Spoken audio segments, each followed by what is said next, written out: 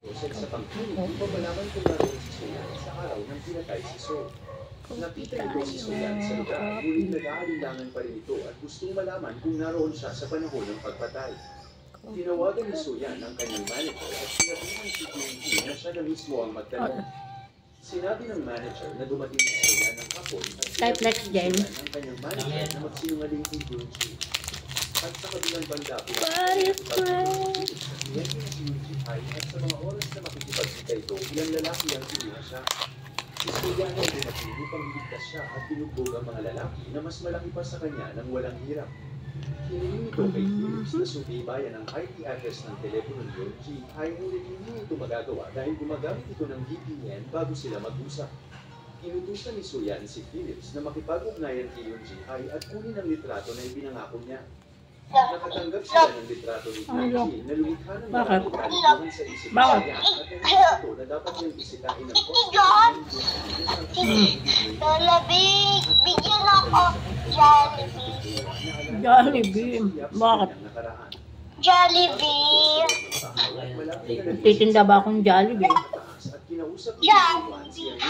Okay na si Tama. Oo, medyo okay na siya. Medyo okay na siya, ayaw mo. At habang ang party ay wala na yung magalang Pakahigay mo! May konti pa rin. nagsimulang lumiwanag at pinupunan nila ang mga organs mula sa mga bata para ibento ito sa May konti-konti pa rin. Baby na yan. Avert! Ganito ba sa Alicia? Naalala nito ang isang gabi sa kanyang Alicia na yan.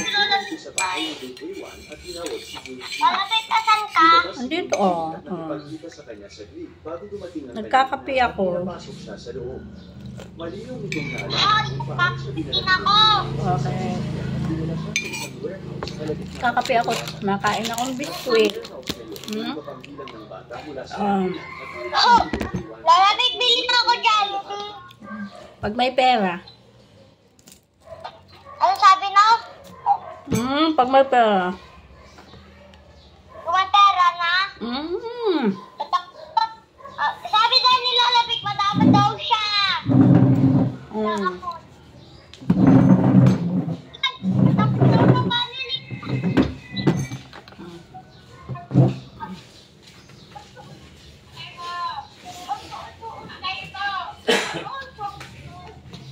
Habang lumabas ito sa grid, ang isa sa mga bata ay sinabi kay Soyan na tumakbo at nagtago ito sa ilalim ng kumot at naghintay kay Parkay na hanapin siya.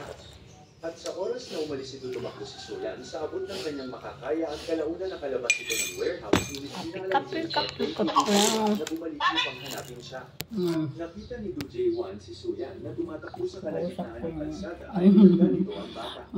Si Soyan ay walang malay nang ilagay siya ni J1 sa isang bata at sa kasalukuyan si J1 ay nakikipag-usap sa isang habang si Soyan ay nagtatanong sa Pinatay na. ito ng dalawang tanong sa kanya. Ang una ay kung ama ba niya si J1 at ang pangalawa ay kung bakit sila pinapatay ang lahat ng mga. Samantala, Kalat ng mesa ko. kung maghapunan kasama ang mga pulis at tapos na malasing nagtuho ito sa upang kausapin siya.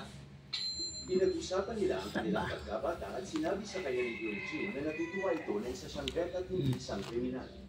Hindi maintindihan siya kung ano ang ibig sabihin niya kaya naman binahagi ang kwento ng kanyang kasamahan na inaabot ang pinuno isang paso lang sa loob ng 3 buwan.